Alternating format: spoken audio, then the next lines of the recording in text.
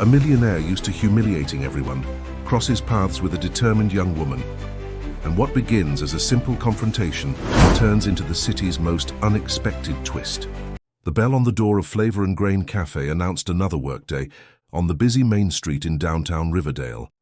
Teresa Walsh at 58 was already accustomed to the routine, waking up at 5 in the morning, having a quick coffee, and heading to work, where she started cleaning long before the first customers arrived. Her calloused hands revealed more than a decade dedicated to that place, a job that, despite the modest salary, allowed her to support her daughter and maintain the small apartment where they lived. Flavor and Grain was not just a cafe. For residents and workers in the area, it represented a welcoming refuge where the aroma of fresh coffee mingled with that of bread just out of the oven. Mr. Joseph Miller, the owner, a gentleman with grey hair and a wide smile, treated his employees like family. However, not even the warm atmosphere could dissipate the tension that settled when a particular customer crossed that door. That Tuesday morning, Chloe Walsh adjusted her name tag on her new uniform. At 25, she had secured a position as a server in the same cafe where her mother worked. The young woman was studying nursing at night and saw the new job as a chance to ease the burden on Teresa's shoulders, who no longer had the same energy as before. "Mum, you don't need to worry about me. I've worked as a waitress before. I know how to handle difficult customers," said Chloe, noticing her mother's apprehensive look as she swept the floor near the counter. "It's not just any difficult customer, my dear. Mr. Oliver is different." Teresa paused as if carefully choosing her words. "Just keep your distance when he's here." Chloe frowned. She had already heard stories about this Oliver Bradford, a real estate developer who owned half the new developments in town and known for his explosive temper. Behind the scenes at the cafe, it was almost taboo to mention his name out loud. The clock marked exactly 8:15 when the door opened and the environment seemed to freeze for a few seconds. Oliver Bradford entered like someone invading conquered territory, firm steps, chin up, a look that didn't ask permission, just demanded space. He wore an impeccable navy blue suit and a watch that probably cost more than the annual salary of any employee present. "The usual table," he ordered, without greeting anyone or even making eye contact with the young man who received him. Chloe, on the other side of the room, observed the scene with curiosity. There was something almost theatrical in the way everyone moved when that man was present. The manager, Mark, quickly appeared from the office at the back, as if he had a radar to detect Oliver's presence. "Mr. Bradford, good morning. Everything prepared as you like. Freshly brewed coffee, buttered toast, and that special cheese we import." Mark's smile didn't reach his eyes, betraying his discomfort. Oliver merely nodded, without thanking him. He sat down and opened the newspaper he carried under his arm, creating a barrier between himself and the world. The manager made a discreet gesture for one of the more experienced waiters to serve him. The morning continued at its usual pace. Chloe attended to the tables with efficiency and genuine friendliness, earning tips and smiles. Around 10 o'clock, when the movement decreased a bit, she approached the counter to get more napkins. That's when she heard Oliver's voice, elevated and cutting. "This is what you call coffee. It tastes like dirty sewer water." All eyes converged on the table where the businessman held the cup with disdain. Mark approached hastily, apologizing and offering to prepare another coffee. "It's not the coffee, it's the widespread incompetence of this place," retorted Oliver, "starting with that old woman you insist on keeping employed. What's the problem? Charity?" Teresa, who was passing nearby with her cleaning cart, visibly shrank. Her time-marked face paled, but she kept her eyes down, pretending not to have heard. Chloe felt the blood boil in her veins. She squeezed the cloth she was holding so tightly that her knuckles turned white. She breathed deeply, trying to control the anger growing inside her. "It's not worth it," she repeated mentally, remembering how much they needed that job. The businessman, however, seemed determined to make that morning particularly difficult. When Teresa passed by again, carrying a coffee pot, Oliver discreetly extended his foot in her path. The movement was quick and calculated. The pot toppled, spilling the hot liquid across the freshly cleaned floor. "Look at that! Can't even carry a pot properly," he provoked, loud enough for everyone to hear. "That's why this place is going down the drain. They hire just anyone." Teresa, embarrassed, quickly squatted to clean up the mess, murmuring apologies. Her hands trembled as she tried to contain the spreading coffee. It was at that moment that Chloe could no longer contain herself. She dropped the napkins on the counter and walked determinedly to Oliver's table. She stopped in front of him, looking directly into his eyes. "You did that on purpose," she said, with a calm but firm voice. The entire room seemed to hold its breath. Oliver raised his eyebrows, surprised by the audacity. "What are you talking about, girl?" "I'm talking about your foot extended when my mother passed by. I'm talking about the disrespect with which you treat the people who work here. Honest people who deserve, at the very least, basic courtesy." The businessman gave a dry laugh. "Well, look at that. The little miss has a tongue. Do you know who I am?" "I know perfectly well who you are, Mr. Bradford. The question is, do you know who we are? Or are people like us just furniture in your worldview?" The cafe plunged into absolute silence. Mark, pale, made desperate gestures for Chloe to step away. Teresa looked at her daughter with a mixture of pride and terror. Oliver rose slowly, the chair scraping the floor with a strident noise. He was much taller than Chloe, and his gaze distilled an icy fury. "You just made the biggest mistake of your life, girl. Do you know what happens to those who cross my path?" His voice was low now, almost a threatening whisper. Chloe didn't back down. "I know what should happen to those who treat others like garbage," a deep reflection on human values. A middle-aged man, sitting near the window, discreetly took his phone from his pocket and began filming the scene. Other customers watched with a mixture of amazement and admiration. "Mark!" shouted Oliver, without taking his eyes off Chloe. "I want this employee out of here now. Or would you prefer that I take my business elsewhere? Perhaps I'll chat with some friends about the quality of this establishment." The manager approached, visibly nervous. "Mr. Bradford, please calm down. I'm sure we can resolve this." "There's nothing to resolve.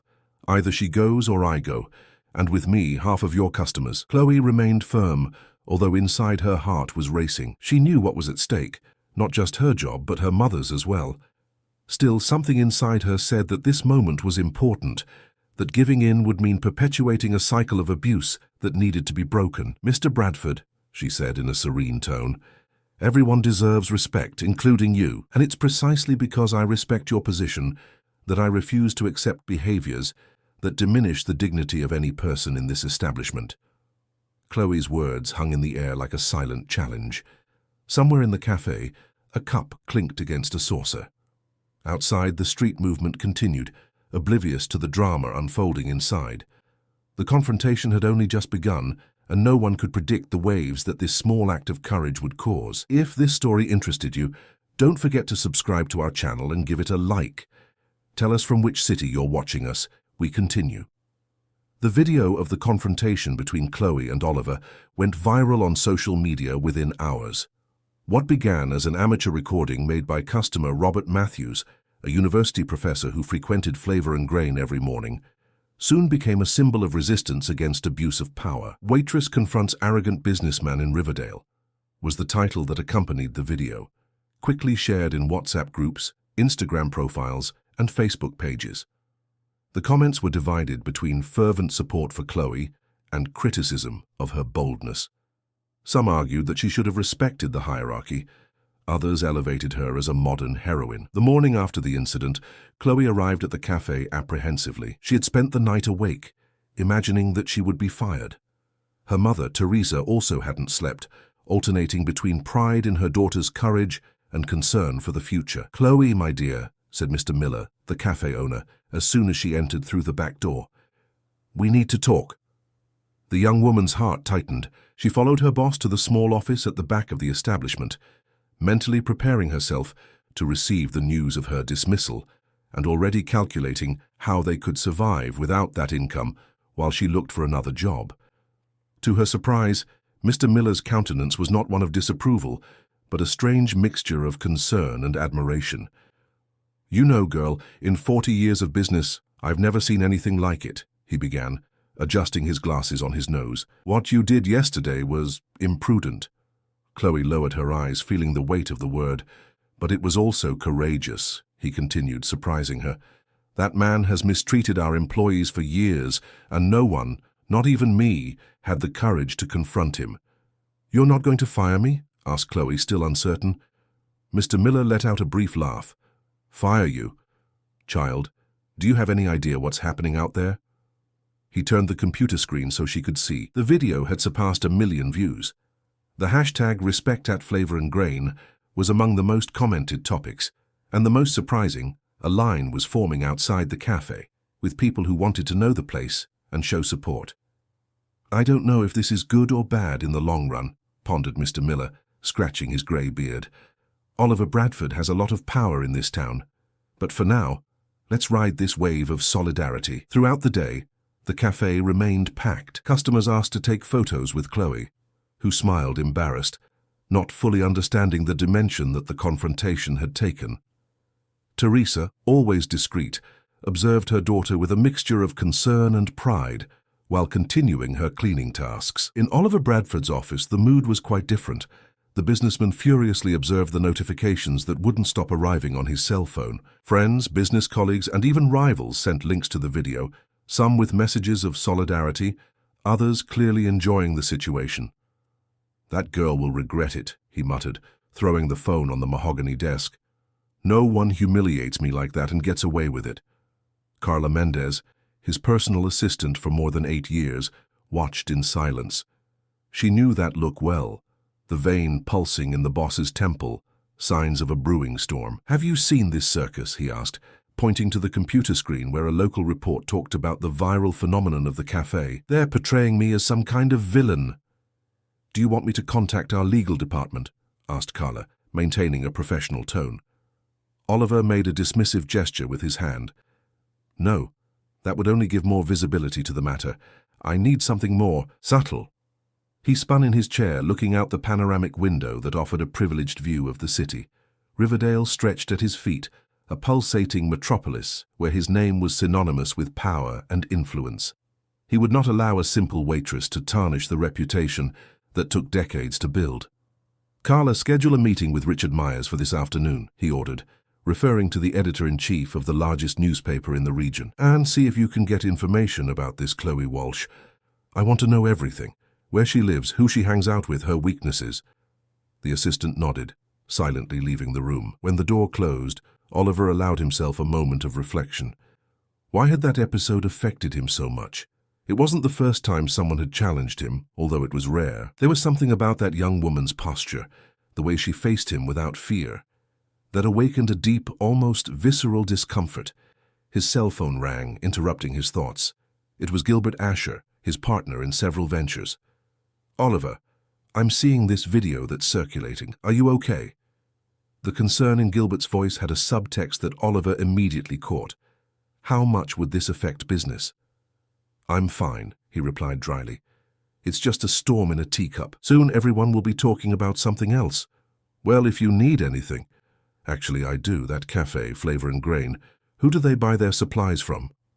There was a pause on the other end of the line. Oliver, what are you thinking of doing? Just answer me, Gilbert. After an audible sigh, the partner provided some information. Oliver smiled, mentally beginning to trace his retaliation plan. Meanwhile, at the cafe, the movement didn't decrease. Local journalists appeared for interviews, and Mr. Miller, sensing the opportunity, assumed the role of spokesperson, protecting Chloe from excessive exposure. In a moment of pause, the young woman managed to take refuge in the small employee break room. She was exhausted, not only physically but emotionally. Her cell phone wouldn't stop vibrating with notifications and messages from people she didn't even know. May I come in? Teresa's soft voice interrupted her thoughts. Chloe nodded, offering a tired smile to her mother, who sat down beside her. You've always been like this, you know, commented the lady, adjusting a strand of her daughter's hair. Since you were little, you couldn't stand injustice. Remember when you defended that stray cat that the boys were mistreating? You were only 6 years old. Chloe smiled at the memory. I took a stone to the arm because of that cat.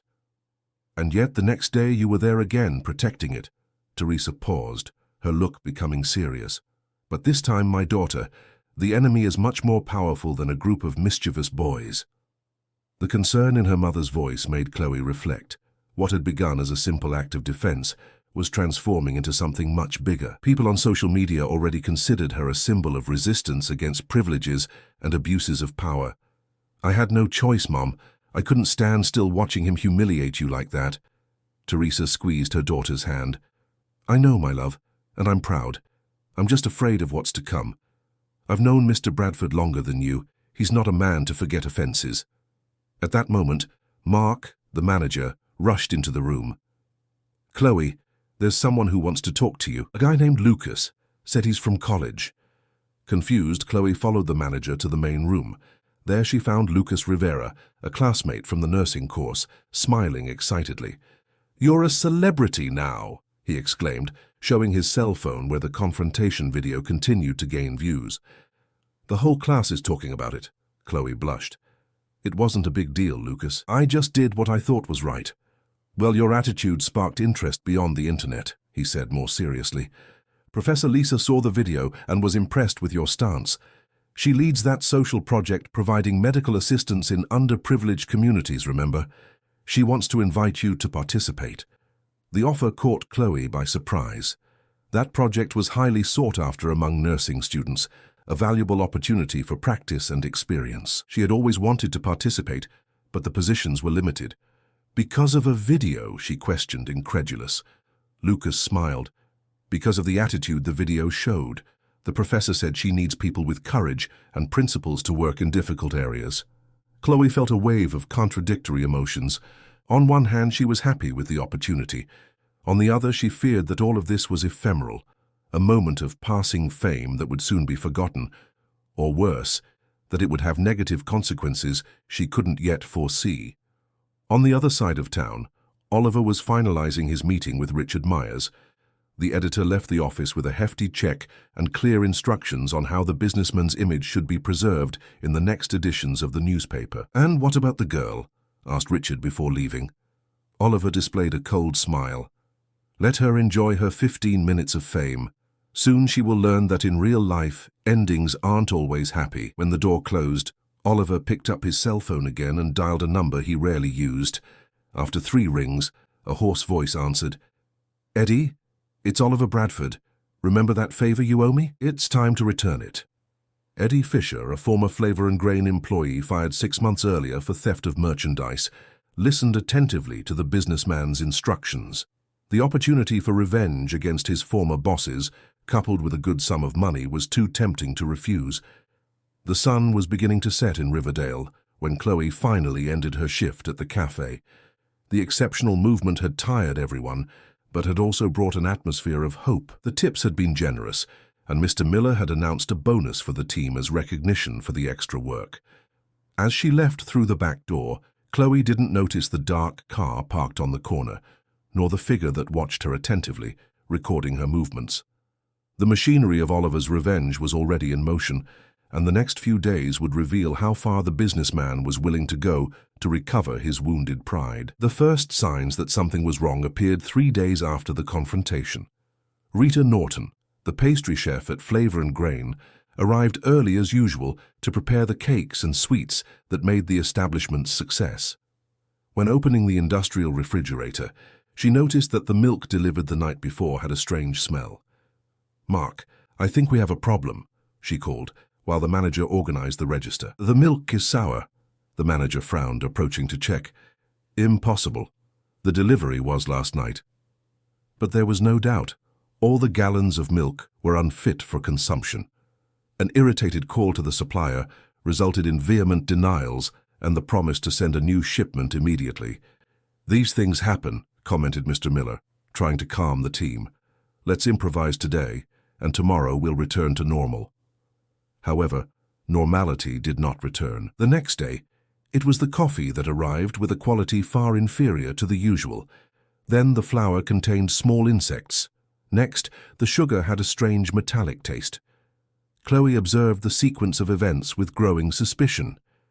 During her break, she found Mark in the storage room anxiously checking a spreadsheet. Don't you find it strange that all these problems are happening suddenly? She asked, leaning against the door. The manager raised his eyes, appearing older and more tired than ever. Strange is an understatement, Chloe. I've been in this business for 20 years and never seen anything like it. It's as if someone were sabotaging the cafe, she completed. Mark lowered his voice, looking around as if afraid of being heard. 3 different suppliers cancelled contracts with us this week. No explanation, They just said they could no longer serve us. A chill ran down Chloe's spine. It wasn't paranoia. There was a clear pattern, and she had a good idea of who was behind it. "You think it's him, don't you?" she asked, without needing to mention the name. Mark ran his hand through his thinning hair. "I don't know, Chloe. Mr. Bradford has a lot of influence, but sabotaging an entire business because of a disagreement seems exactly the kind of thing he would do," interrupted a voice from the door. Both turned to find Teresa with her cleaning cart stopped beside her. Her eyes, usually gentle, showed an unusual hardness. "He's done it before," continued the lady. "About 5 years ago, a restaurant on Franklin Avenue. The owner refused to reserve a table for Mr. Bradford at the last minute. A month later, the place closed. They say it started with supplier problems, then came surprise inspections, until no one wanted to eat there anymore." Chloe felt her stomach sink. "And why doesn't anyone do anything? This is harassment, it's a crime." Teresa gave a sad smile. "Who's going to report it, my daughter? Who's going to testify against a man who financed half the developments in the city, who donates to political campaigns, who has judges and police chiefs on his guest list for parties?"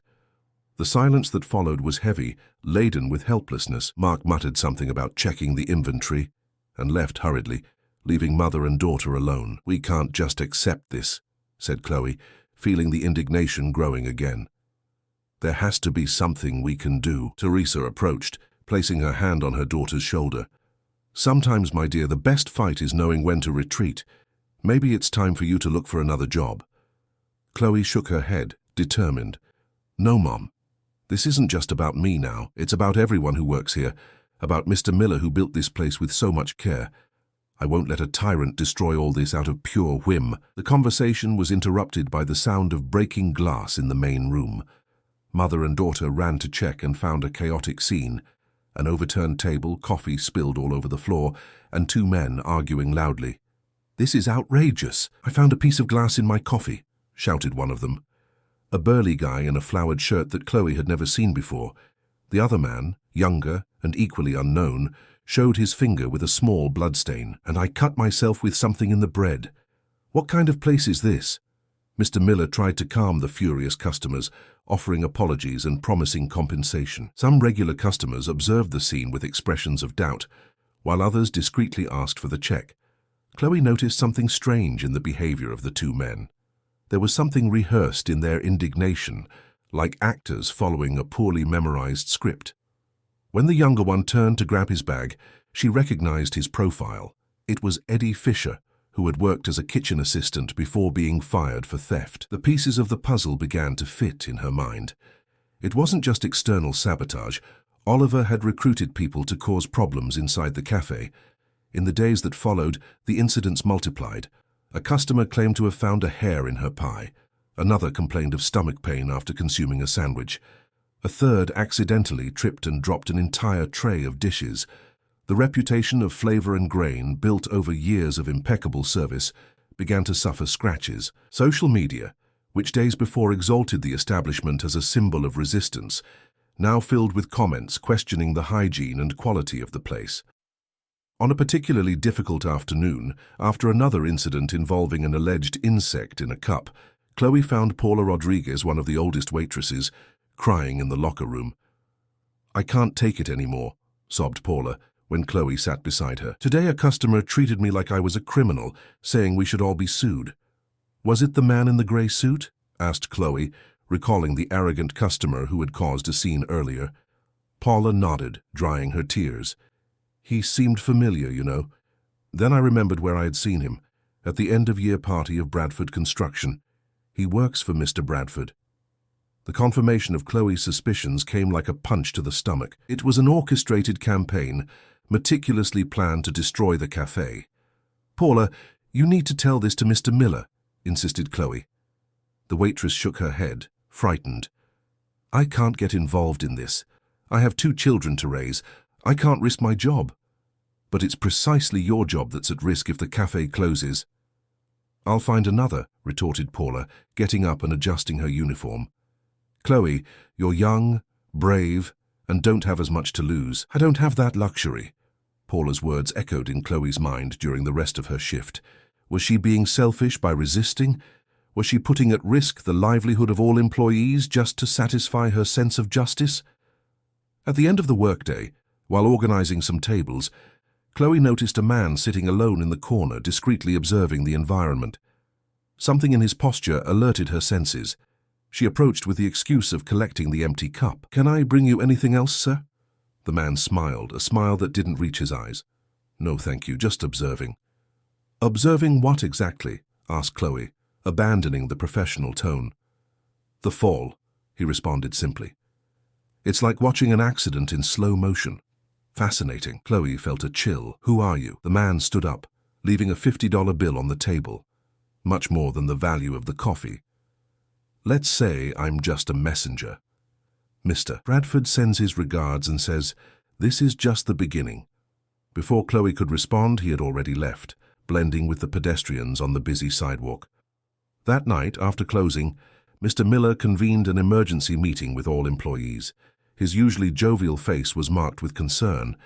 "I won't lie to you," he began, looking at each one in the small room. "We are facing a crisis. Sales have dropped 40% in the last week. Continuing like this, in a month we won't be able to pay the bills." An anguished murmur ran through the group. Mark, beside his boss, seemed equally dejected. "But we're not going to give up," continued Mr. Miller, trying to inject some optimism. "I worked too hard to build this place. My father started selling coffee from a cart on this same street 50 years ago. I won't allow intimidation to bring us down." Chloe observed the faces around her. Some determined, others frightened, all concerned about the future. She felt the weight of responsibility on her shoulders. In a way, it had been her who triggered this situation. "I have a proposal," she said, standing up. All eyes turned in her direction. "I believe that what we're facing is not a series of coincidences. It's retaliation orchestrated by Mr. Oliver Bradford." There was a moment of tense silence broken by Mark. "Chloe, these are serious accusations. We can't simply—" "No, she's right," interrupted Jason, the barista. "I received an offer last week. $1,000 to accidentally spill coffee on customers or serve cold drinks claiming they were hot." "Me too," confessed Elena, kitchen assistant. "A man approached me at the exit, offered money to put strange things in the food." One by one, several employees reported similar approaches. Mr. Miller listened to everything with an increasingly somber expression. "Why didn't anyone tell me this before?" he finally asked. "Fear," replied Teresa simply. "Fear is the most powerful weapon that people like Mr. Bradford use against people like us." Chloe stepped forward. "But now that we know what's happening, we can fight, not with the same dirty weapons, but with transparency and unity." She began to outline a plan. Document each suspicious incident, identify the customers sent to cause problems, alert loyal patrons about the situation. The confidence in her voice gradually infected her colleagues, and even the most skeptical began to nod. "It won't be easy," she concluded. "We're facing someone with power and resources, but we have something he doesn't have, the truth on our side." When the meeting ended, Mr. Miller asked Chloe to stay. When they were alone, the elderly man held the young woman's hands between his. "You've awakened something that was dormant in all of us, my dear. Courage. Therefore, I want you to take on a more important role here. Starting tomorrow, you'll be our service supervisor." Chloe's eyes widened with surprise. "But there are people working here much longer than I have. And none of them showed the initiative that you demonstrated," he smiled. "Besides, we need your energy and determination on the front line of this battle." Leaving the cafe that night, Chloe felt a mixture of emotions. Pride in the trust placed in her, concern with the responsibility, and a renewed sense of purpose. As she walked to the bus stop, she didn't notice the same dark car that had followed her days before, now parked across the street. Inside it, Eddie Fisher was speaking on the phone. "Yes, sir. They're organizing against us. The girl is leading the resistance." On the other end of the line, Oliver Bradford smiled. That game was just beginning, and he always played to win. "Perfect. The more they resist, the sweeter the victory will be. Prepare for the next phase." Hanging up, the businessman contemplated Chloe's photo that he kept on his desk. There was something about her that intrigued him, that aroused an almost obsessive anger. Perhaps it was the fact that, for the first time in decades, someone challenged him openly and inspired others to do the same. "You chose the wrong enemy, girl," he muttered. as an even more audacious plan began to form in his mind. The sun had not yet risen when Chloe arrived at Flavor and Grain that morning. Her first day as service supervisor began with an immense challenge: restore customer confidence and neutralize Oliver Bradford's sabotage tactics. As she unlocked the back door, she felt the weight of responsibility on her shoulders. "You arrived early," commented a familiar voice. Chloe turned, surprised, and found Robert Matthews, the university professor, who had recorded her confrontation with Oliver, leaning against the external wall. "Professor Robert, what are you doing here at this hour?" The man smiled, adjusting his thick-framed glasses. "I came to offer help. May I come in? It's cold out here." Intrigued, Chloe led him inside, turning on the lights in the small office. The residual aroma of coffee still lingered in the air, comforting and familiar. "I've been observing what's happening," Robert began, sitting in one of the chairs. "The incidents, the suspicious complaints, the drop in business. It's not a coincidence." "We know that," replied Chloe, crossing her arms. "Oliver Bradford is behind it all." Robert nodded, removing a tablet from his backpack. "Exactly. And it's not the first time he's done this. I'm a professor of investigative journalism at State University, and 2 years ago I began research on unethical practices in Riverdale's real estate sector." He slid his finger across the screen, opening a folder of files. Bradford appears in several cases. Restaurants that mysteriously closed after disagreements with him. Small merchants who went bankrupt after refusing to sell their properties for his developments. Former employees who tried to sue him and suddenly gave up. Chloe felt a chill. The extent of Oliver's power and cruelty was even greater than she had imagined. Why doesn't any of this come to light? Why doesn't anyone report him? Robert gave a sad smile. "Money, Chloe. Money and fear. He controls a significant part of advertising in local newspapers, finances political campaigns, has friends in strategic positions, and, most importantly, knows how to threaten without leaving traces." The young woman absorbed that information in silence. The fight they had initiated was even more unequal than it seemed. "So, why are you telling me this? Just to discourage me?" "On the contrary," replied Robert, leaning forward. "I'm telling you because you achieved something that no one has achieved before, exposing his true character publicly. That video I recorded opened a small crack in the wall of protection that he built around himself. And cracks can become breaches." The professor showed more documents, anonymous testimonies, records of suspicious transactions, a pattern of behavior that repeated itself over the years. "What do you propose then?" asked Chloe, feeling a spark of hope. "A partnership. You continue to resist here, keeping the cafe functioning despite the sabotage. I continue my investigation, now with renewed focus. If we can gather enough evidence, we can finally hold him accountable," completed Chloe. The conversation was interrupted by Teresa's arrival. The lady looked curiously at the early morning visitor, and Chloe quickly made the introductions. "Your daughter is extraordinary, Mrs. Walsh," commented Robert. "She has the courage that many of us, who consider ourselves intellectuals and opinion makers, don't have." The lady smiled with contained pride. "She's always been like that, stubborn as a mule since childhood." As the rest of the team arrived, Chloe shared with Mr. Miller and Mark what she had discovered. The manager showed reticence, fearing even greater reprisals, but the cafe owner supported the idea of collaborating with the professor's investigation. "Enough of bowing to tyrants," declared Mr. Miller, hitting the table with surprising vigor for someone his age. "If we're going to sink, let it be fighting." The day proceeded with renewed energy. Chloe implemented some immediate changes. Employees in pairs to avoid isolated sabotage, double verification of all ingredients before use, photographic record of each dish before serving. Small cameras were installed at strategic points, not only for security, but to document any attempt to create false problems. At lunchtime, when movement increased, Chloe noticed a familiar face entering the cafe. Carla Mendez, Oliver's personal assistant. The elegant woman, approximately 40 years old, sat discreetly at a table at the back, ordering only an espresso. Intrigued, Chloe decided to serve her personally. "Welcome to Flavor and Grain. Anything else besides the espresso?" Carla raised her eyes, studying Chloe intensely. "No, thank you. Just the coffee is great." There was something in the woman's look, not hostility, but a kind of melancholic curiosity. Chloe returned minutes later with the order. "Here you go, I hope you enjoy it." When she turned to leave, Carla spoke softly. "He won't stop, you know." Chloe turned slowly. "Excuse me?" "Oliver," continued Carla, still in a low voice. "When he decides to destroy someone, he goes all the way.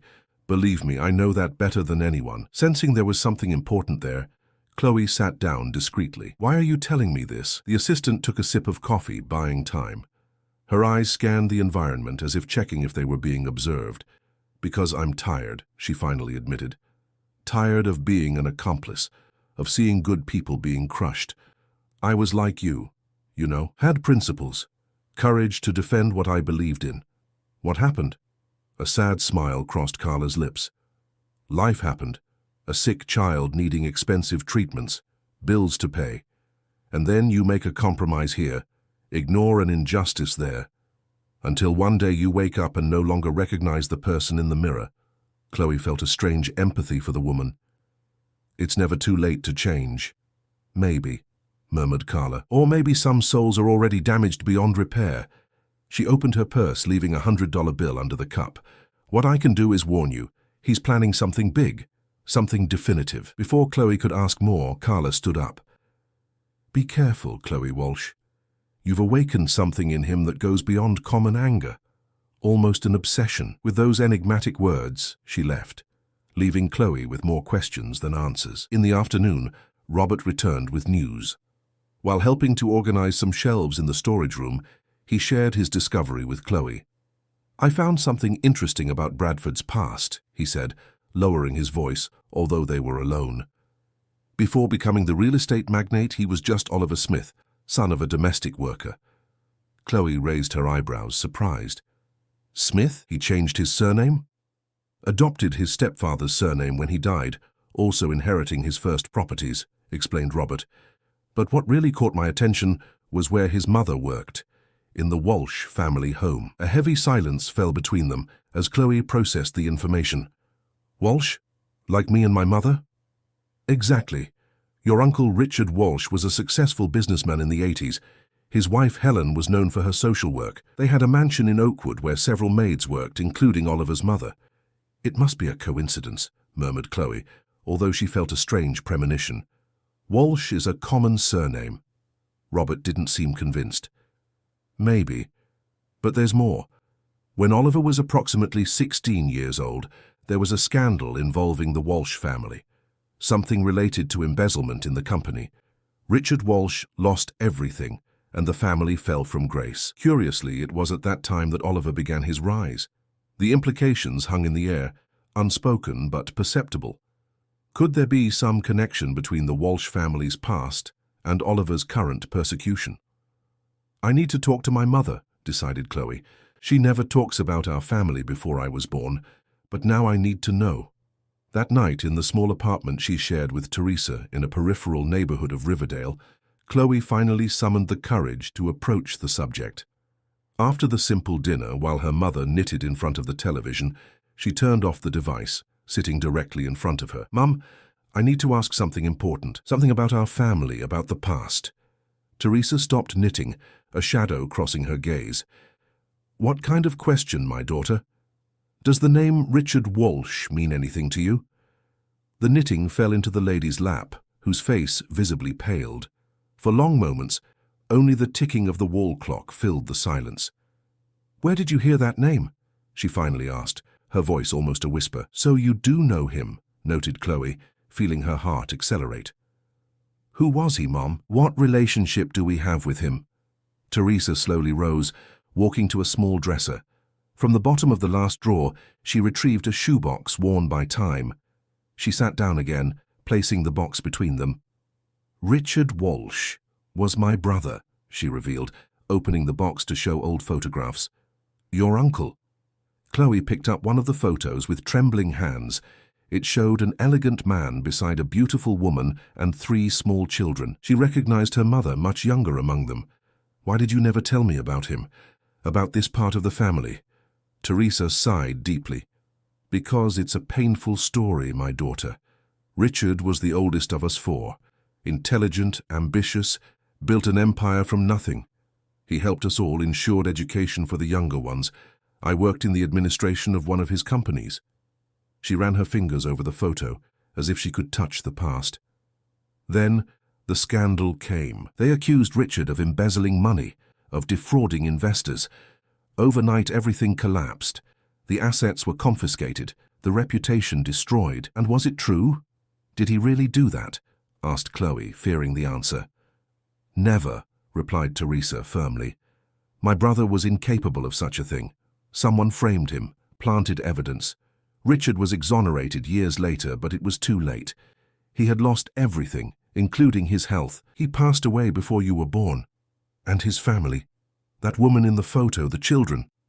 Helen died shortly after, of heartbreak, they say. The children went to live with relatives abroad. Our family completely fragmented. Chloe tried to absorb that story, connecting it with Robert's revelations.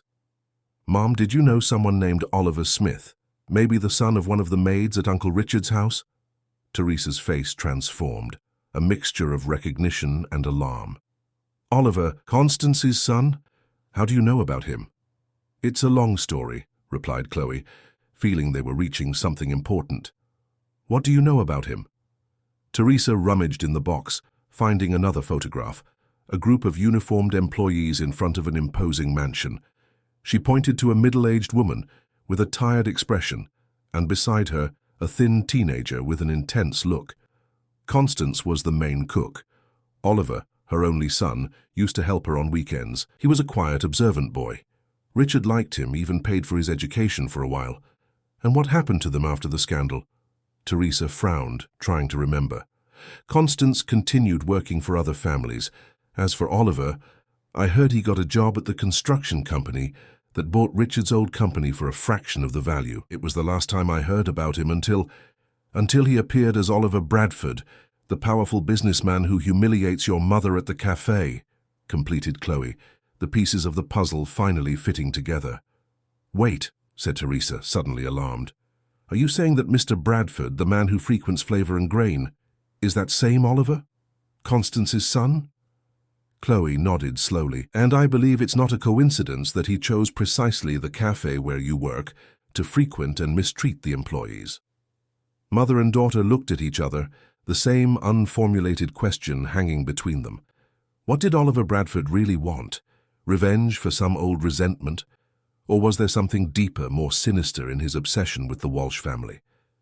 Outside the apartment, a car silently parked. A figure in the shadows observed the illuminated window where the silhouettes of mother and daughter conversed, oblivious to the surveillance. The man picked up his cell phone, dialing a number. Mr. Bradford. They're together now. Seems like a serious conversation. The voice on the other end of the line sounded calculatedly calm. Keep watching. Tomorrow we'll deliver the final blow. As he hung up, Oliver contemplated in his luxurious office the same photograph that Teresa had just shown her daughter, the group of employees in front of the mansion. Only in his version, the faces of Richard and Teresa Walsh were circled in red. Finally, he murmured to himself, the circle closes. If this story interested you, don't forget to subscribe to our channel and give it a like. Tell us from which city you're watching us. We continue. Morning dawned heavy with grey clouds over Riverdale, as if the sky sensed the tension in the air. Chloe had barely slept, tossing in bed while trying to process the previous night's revelations. Her family's past, the connection to Oliver Bradford, everything seemed part of an elaborate plot woven by destiny. Upon arriving at Flavor and Grain, she found a scene of near normalcy. Despite the problems of recent weeks, loyal customers continued to appear, many out of solidarity after learning of the difficulties faced by the establishment. Mr. Miller had implemented some of Chloe's suggestions, a transparency board where they recorded each complaint and the resolution taken, visible cameras at strategic points, and a new procedure for food verification in front of customers. Looks like we're resisting, he commented upon seeing Chloe arrive. Yesterday's sales were 15% better than at the beginning of the week. The young woman forced a smile without sharing her new concerns. She first needed to better understand that story, verify if her suspicions were well-founded before alarming everyone. "Robert called," continued Mr. Miller. "He asked you to meet him at the city library as soon as you can. Said he found something important." Chloe's heart accelerated. Had the professor discovered more connections between Oliver and her family? "Can I go now before the movement increases?" she asked. Mr. Miller nodded. "Go. Mark and I will take care of everything until you return." The city library was a 15-minute walk from the cafe. As she walked hurriedly, Chloe didn't notice the dark car following her at a distance, nor the man speaking on the phone, reporting her movements. Robert was waiting for her in the periodicals section, surrounded by yellowed newspapers and microfiches. His face showed the excitement of someone who had found a crucial piece in an investigation. "I found it," he said as soon as Chloe approached, pointing to a newspaper article dated 1995. The true story behind the fall of the Walsh family. The headline jumped out at Chloe. "Businessman Richard Walsh exonerated after 5 years of legal battle." The subtitle was even more impressive.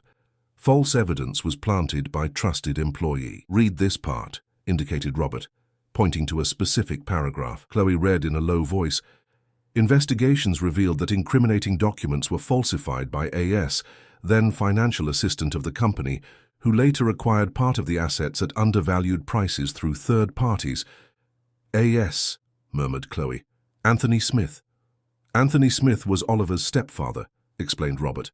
"The man whose surname he later adopted, transforming into Bradford. According to the records I found, Anthony began as a driver for the Walsh family, then assumed administrative functions by indication of his wife, Constance. The implications were devastating. Are you saying that Oliver's stepfather was the one who destroyed my uncle, who ruined our family?" Robert nodded gravely. "And there's more. Look at this other newspaper, 3 months later. The new headline announced the sudden death of Anthony Smith, victim of a heart attack. A small note mentioned that his assets, including some recently acquired properties, would pass to his stepson, Oliver Smith, then 19 years old.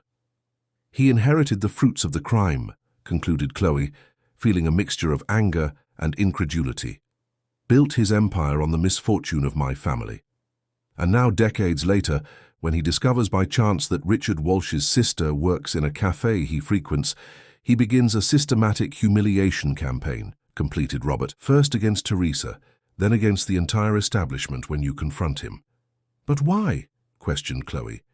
"If it was his stepfather who committed the crime, why would Oliver continue this distorted revenge against us?" Robert adjusted his glasses, thoughtful. Maybe out of guilt, or maybe he was an accomplice, an ambitious young man seeing the opportunity to escape poverty through an unethical shortcut. Chloe remembered the photo her mother had shown, the thin teenager with an intense look beside his tired mother. How many humiliations had he suffered? How much resentment had he accumulated, silently observing the luxury and privileges of the family for whom his mother worked? "We need to confront him with this," she decided, rising abruptly. "Expose the truth." "Careful, Chloe," warned Robert, holding her arm. "Oliver Bradford is not a man to accept defeat. The more cornered he is, the more dangerous he becomes. Even so, I can't let him continue destroying lives with impunity. Not after discovering that the destruction of Flavor and Grain is just the most recent chapter of a revenge that began before I was even born." Upon returning to the cafe, Chloe found an unexpected scenario. The movement was intense, with almost all tables occupied. Mr. Miller behind the counter seemed simultaneously happy and apprehensive. "What's happening?" she asked, approaching. "I'm not sure," replied the owner. Suddenly, people started arriving. Many say they saw a post on social media, some influencer recommending our breakfast. Chloe looked around, suspicious. It seemed too good to be true after weeks of sabotage. She noticed that many of the customers didn't seem to be the usual patrons. They dressed more formally, some constantly checking their watches as if waiting for something. "I'm going to check this post," she said, taking out her cell phone. She didn't need to search much. Oliver Bradford's profile, normally used only to publicize his real estate developments, had posted an hour before. "Having an excellent coffee at the traditional Flavor and Grain today at 11 a.m. Anyone who wants to discuss business opportunities, I'll be available." Chloe's blood froze. It was a trap, a carefully orchestrated setup. Oliver was gathering witnesses for some kind of spectacle. "He's coming here," she murmured to Mr. Miller. "Today at 11. The clock marked 10:55 when the cafe door opened, and Oliver Bradford entered, impeccably dressed in a grey Italian suit. Unlike other times, his face didn't display the usual arrogance, but a neutral, almost cordial expression. He greeted some acquaintances among the customers with discreet nods and headed to a table that seemed to be reserved in the center of the room. The entire environment seemed to hold its breath. Employees exchanged apprehensive looks, while regular customers observed, intrigued by the change in the businessman's behavior. Chloe, on the other side of the counter, felt her heart hammer against her chest. The morning's discoveries still reverberated in her mind, mixing with the adrenaline of the moment. Teresa, who had just arrived for her shift, paled upon seeing Oliver. "What is he doing here?" whispered the lady, approaching her daughter. "Staging something," replied Chloe. "But we won't allow him to control the narrative this time." Mark nervously approached Oliver's table. "Good morning, Mr. Bradford. What would you like today?" "A brewed coffee and buttered toast," he ordered in a mild tone. "And please, ask Mr. Miller to join me when he can. I have a proposal for him." The news quickly spread among the employees. Mr. Miller, after a moment of hesitation, decided to answer the call. Before leaving the counter, he exchanged a significant look with Chloe, a silent request to be prepared. The young woman watched attentively as the elderly owner sat across from Oliver. The conversation seemed civilized, although the tension was palpable even from a distance. Occasionally, Oliver smiled or made emphatic gestures, like someone explaining something important. After a few minutes, Mr. Miller returned to the counter, his face an impenetrable mask. "What does he want?" Chloe immediately asked. "To buy the cafe," replied the elderly man, his voice low so as not to be heard by nearby customers. He offered 3 times the market value, with the condition that the deal be closed today. Chloe felt a wave of indignation. After weeks of sabotaging us, creating problems, driving away customers, and now he wants to buy at a premium? This doesn't make sense. "It makes perfect sense," intervened Robert, who had just entered the cafe and approached discreetly. "It's the final play. First devalue the business, then offer an apparently generous amount to appear as a savior. The newspapers will report how he rescued a traditional establishment in difficulties." "And then?" questioned Chloe. "Then he closes the doors, fires everyone, and builds another one of his luxury developments," completed Robert. "I've seen this happen before." Mr. Miller ran his hand through his grey hair, visibly disturbed. "He gave me 10 minutes to decide, said the offer is time-limited." "And you're considering it?" asked Chloe, incredulous. "I have to think of everyone, my dear," he replied with regret. "The employees who depend on this place, myself. I'm not young anymore, and the fight of recent weeks has worn me out more than I'd like to admit." Chloe felt the weight of those words. She couldn't judge Mr. Miller for considering the offer, not when the future of so many people was at stake. But she also couldn't allow Oliver to win in that way, not after discovering the truth about the past. "Give me 5 minutes," she asked. Just 5 minutes before responding to him. Without waiting for confirmation, Chloe headed to Oliver's table. She felt the gazes following her, the silence spreading through the room as she advanced. When she stopped in front of the businessman, her determination was visible in every line of her face. "Miss Walsh?" he greeted with false cordiality. "Have you come to thank me for the generous offer I made to your boss?" "I've come to talk about Richard Walsh," she replied, keeping her voice firm. The change in Oliver's countenance was subtle but perceptible, a slight stiffening of the jaw, a harder gleam in his eyes. "I don't know what you're talking about," he replied, adjusting his tie in an automatic gesture. "Yes, you do. Richard Walsh, my uncle, the man whose life and reputation were destroyed by your stepfather, Anthony Smith." The room, already silent, seemed to freeze. Some customers exchanged confused looks, while others, probably Oliver's associates, showed growing discomfort. "You're delirious, girl," said Oliver, trying to maintain control. "I suggest you return to your work before—" "Before what?" interrupted Chloe. "Before I continue telling how Anthony Smith planted false evidence to incriminate my uncle, how he then acquired the family's assets at ridiculous prices through frontmen, how you inherited all this when he died, building your empire on fraud." Oliver rose slowly, his eyes flashing with contained fury. "Be careful what you say. Defamation is a crime." "It's not defamation when you have proof," replied Robert, approaching with his tablet. Newspapers of the time, public records, the judicial process that posthumously exonerated Richard Walsh. It's all here. Murmurs began to spread among those present. Some of Oliver's associates discreetly rose, leaving without drawing attention. Others remained, observing with growing interest the drama unfolding. "And now I understand why you chose precisely this cafe for your displays of power," continued Chloe. "It wasn't a coincidence. It was because you recognized my mother, Teresa Walsh, sister of the man your family destroyed. You decided to continue the revenge, humiliating her daily as a sick way of justifying what you did." Oliver looked around, realizing that the situation was escaping his control. The scenario he had planned, presenting himself as a benefactor in front of selected witnesses, was rapidly crumbling. "This is absurd," he tried, raising his voice. "I came here with a legitimate business proposal, and I'm received with unfounded accusations about events from decades ago." "If they're unfounded, why are you so nervous?" questioned Chloe. "Why did you orchestrate this entire sabotage campaign against us? Why did you pay people like Eddie Fisher to create problems, drive away customers, harm our reputation?" The mention of Eddie's name was like a trigger. Oliver, completely losing his composure, hit the table hard. "You know nothing. You think you understand how the world works. People like your family, like your uncle, always thought they were superior, treating people like my mother as disposable servants." The explosive outburst echoed through the room. Some customers discreetly took their phones from their pockets, beginning to record.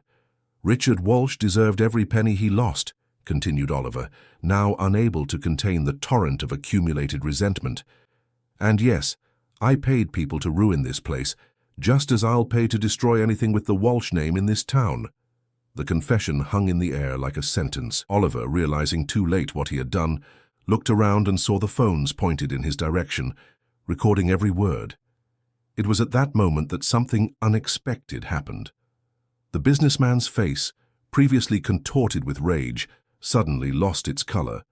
His breathing became irregular and an expression of pain replaced the fury. He brought his hand to his chest, fingers clutching his shirt as if trying to reach his heart. "You don't understand," he babbled, his voice now weak. "He destroyed my mother, worked until she died." Oliver's legs gave way, and he fell heavily into the chair. Cold sweat broke out on his forehead, and his lips began to acquire a bluish tone. Panic spread through the room. Someone shouted for an ambulance while others moved away, fearing the worst. Chloe, however, moved quickly toward Oliver. Years of nursing study automatically took control over her emotions. She checked his pulse, rapid and irregular, and noticed the classic symptoms of a heart attack. "Does anyone have aspirin?" she shouted, while helping Oliver to lie on the floor.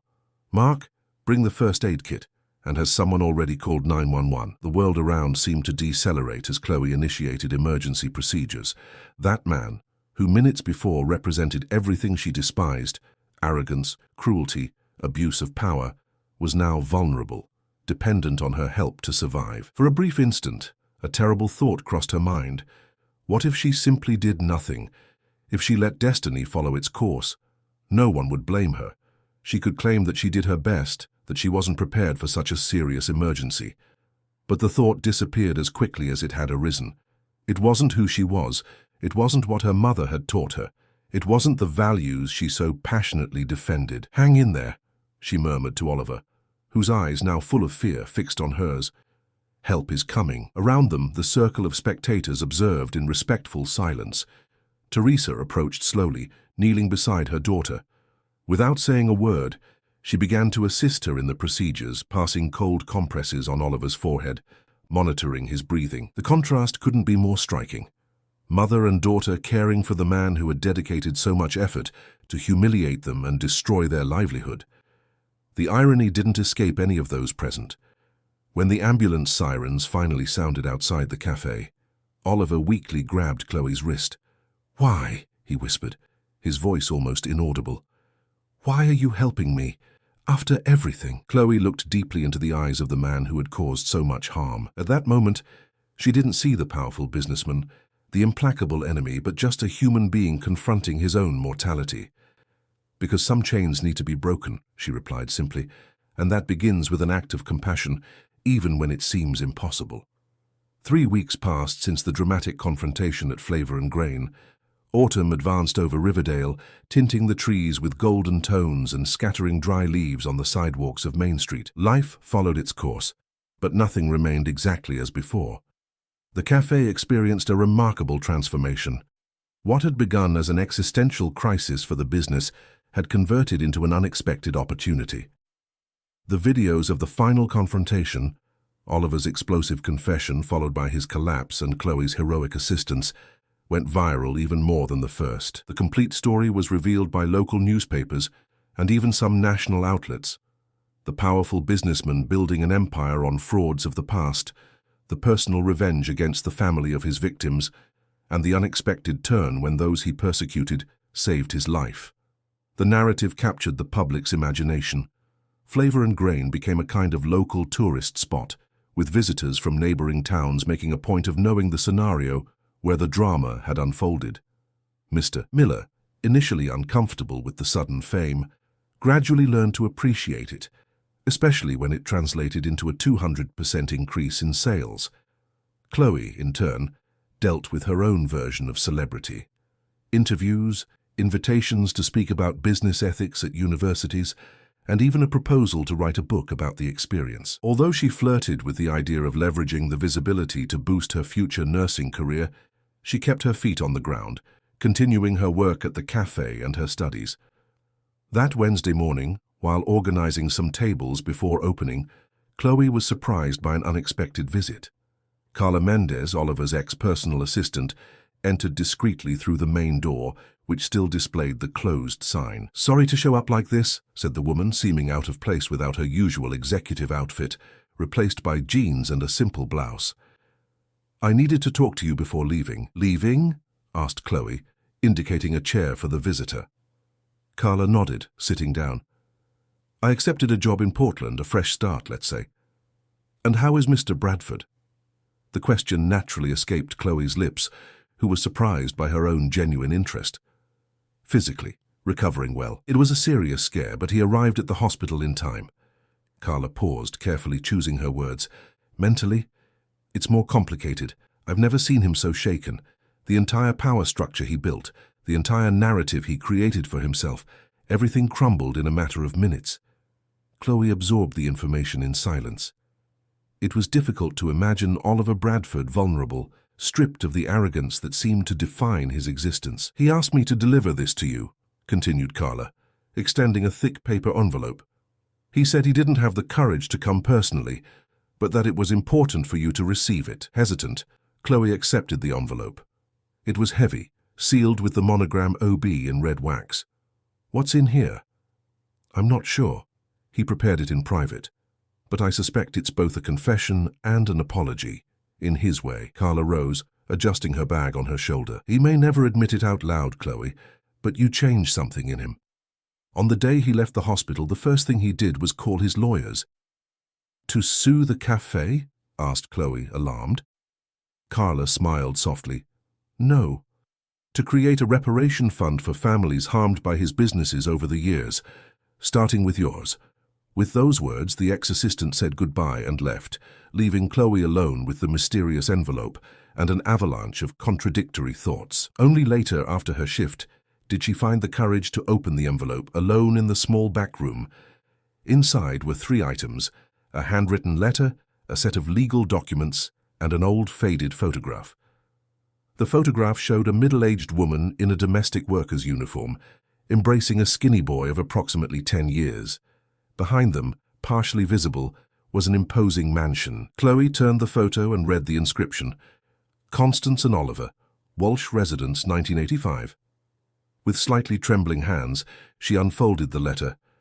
"Miss Walsh, words will never be sufficient to adequately express what I need to say, but life recently taught me that some attempts, even imperfect, are necessary.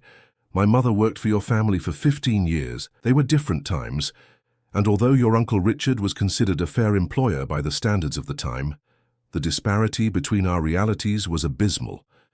While your cousins grew up with all opportunities, I observed from the kitchen, feeling a resentment that a child shouldn't know.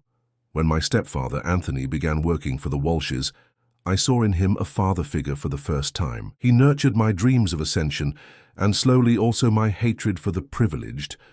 When I discovered his plan to defraud the company, I didn't report him. Worse, I helped with small tasks, convinced it was just social justice. My mother passed away without knowing of our involvement, believing that the fall of the Walshes was just bad luck. The weight of this secret, added to the guilt for the suffering we caused to innocent people, perhaps explains, though doesn't justify, the man I became. Seeing your mother years later, working as a cleaner in the cafe, awakened all the ghosts I tried to bury. My cruelty to her was, in fact, a distorted way of punishing myself, projecting onto you the contempt I felt for my own actions. The attached documents transfer to you and your mother 30% of the shares of Bradford Construction, as well as a property in Oakwood that originally belonged to your uncle. It's not an attempt to buy forgiveness, but a first step in the direction of repairing decades of injustice. As for me, I'm re-evaluating many things. The moment between life and death has a strange clarifying effect on priorities. Seeing you, someone I had harmed so much, fighting to keep me alive, was a lesson I'm still trying to fully comprehend. With respect, Oliver Bradford. Chloe reread the letter several times, a whirlwind of conflicting emotions stirring in her chest. Anger for the suffering caused to her family, validation for finally knowing the truth, confusion in the face of the unexpected vulnerability of her antagonist, and a strange sense of closure. She decided she would show the letter to her mother, but not that night. Teresa needed time to process the recent revelations about the past, without the additional weight of Oliver's confessions. As for the legal documents, Chloe carefully stored them, without yet deciding what she would do with them. The idea of suddenly owning a significant part of the construction company that had been built on her family's suffering was too ironic to be processed immediately. In the days that followed, the routine of Flavor and Grain gradually found a new balance. The intense flow of curious people began to give way to a more stable clientele, people who returned not for the story, but for the quality of service and the welcoming environment. Mr. Miller, inspired by the resilience demonstrated by everyone during the crisis, implemented changes he had postponed for years: a renewed menu, a small expansion to the neighboring property, and even a training program for youth from the periphery, offering learning opportunities in the gastronomy field. Chloe, officially promoted to assistant manager, divided her time between the cafe, nursing school, and the social project to which she had been invited after the first viral video. Her experience during Oliver's heart attack had reinforced her vocation for emergency situations, and she now seriously considered a specialization in emergency medicine after graduation. On a quiet afternoon, while noting the inventory of stock, Chloe was interrupted by Robert, who had become a regular and a close friend. "Have you decided what you're going to do with the shares?" he asked, helping her organize some boxes. Chloe smiled. She had shared with him and a few others the content of Oliver's letter. "Actually, yes. I finally talked to my mother about it yesterday." "And so?" "We're going to use part of the dividends to establish a foundation, to assist families who were victims of corporate fraud, or who lost everything because of unethical business maneuvers." Robert nodded, approving. "A way to transform something negative into positive. Very appropriate. And also," continued Chloe, "we're thinking of opening our own cafe, something small with a focus on fair trade and dignified conditions for coffee producers. My mother always dreamed of this, but never had capital to start." "Will Flavor and Grain have a competitor?" joked Robert. "An ally," corrected Chloe. "Mr. Miller has already agreed to be our consultant. In fact, it was his idea." The conversation was interrupted by Teresa's arrival, who brought with her a folder of documents. "Everything is ready," she announced, with a gleam in her eyes that Chloe hadn't seen in years. "The broker showed 3 more properties today. I think the one on Heritage Street is perfect for us to start." Robert discreetly said goodbye, leaving mother and daughter alone. Chloe observed her mother spreading architectural plans on the table, pointing animatedly to different areas of the future establishment. "We'll have a space for exhibitions by local artists here," explained Teresa, "and this area will be reserved for community gatherings and free training classes." Seeing her mother's enthusiasm, Chloe felt a wave of gratitude. Despite everything they had gone through, the loss of family status even before her birth, years of hard work, the recent humiliations, Teresa had preserved her ability to dream, to see possibilities where others would see only obstacles. "What do you think, daughter?" asked the lady. noticing Chloe's contemplative look. "I think it's perfect, Mom. Absolutely perfect." That same night on the other side of town, Oliver Bradford observed the city of Riverdale from the veranda of his mansion. 3 weeks of recovery had left visible marks. He was thinner, with deep circles under his eyes, finally appearing the age he actually was. The phone rang and he answered without checking the number. "Mr. Bradford, this is Lucas Andrews from the legal department." "Yes, Lucas." "The documents were processed as requested. The transfer of shares to Mrs. Teresa Walsh and her daughter is completed. As for the Oakwood property, the deed will be registered tomorrow." "Excellent. And the other matter?" There was a small pause on the other end of the line. "Well, as requested, we conducted a survey of all real estate processes in the last 30 years in which there were, let's say, irregularities. The list is extensive, sir." Oliver closed his eyes, feeling the weight of decades of questionable decisions. "Send me everything, and prepare the reparation fund as we discussed.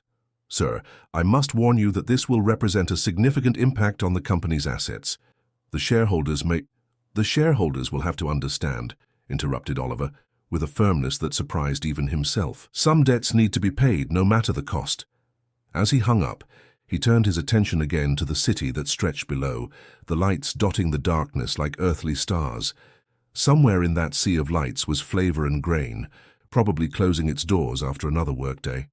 Oliver would never return to that place. The shame and remorse were too intense, but a part of him would always be there. In the moment when his life literally had been in the hands of someone he had tried to destroy, and who had chosen compassion instead of revenge. "Some chains need to be broken," Chloe had said. Perhaps, he thought, it wasn't too late to break his own. 6 months later, the inauguration of Renaissance Café attracted a small crowd to Heritage Street. The welcoming space, decorated with historical photographs of Riverdale and works by local artists, perfectly reflected Teresa's vision. A place not just to serve coffee and food, but to nurture community connections. Chloe, dividing her time between the new family business, her studies and a few weekly hours still dedicated to Flavor and Grain, proudly observed her mother cutting the inaugural ribbon. Beside her, Mr. Miller applauded enthusiastically, having assumed the role of mentor for the new venture. Robert, now officially Chloe's boyfriend after months of growing complicity, documented everything for a special article he was writing about ethical business transformations in the city. The simple ceremony included the presentation of the Second Chance program, an initiative of the newly created Walsh Foundation to train and employ people who had lost their means of subsistence due to predatory business practices. "This place represents more than a business," declared Teresa in her brief speech. "It's a symbol that the cycle of resentment and retaliation can be broken, that we can transform pain into purpose and adversity into opportunity." As the guests explored the space and tried the delicacies prepared for the occasion, Chloe noticed an impressive flower arrangement that had been delivered earlier. The card, which she had discreetly kept, contained only 2 words: "Congratulations, OB." Outside, under the protection of an umbrella in the fine rain that was falling, a figure observed the celebration through the large windows of the cafe. Oliver Bradford, almost unrecognizable without his usual impeccable suit, remained only a few minutes before entering his car and departing. He didn't need recognition or gratitude.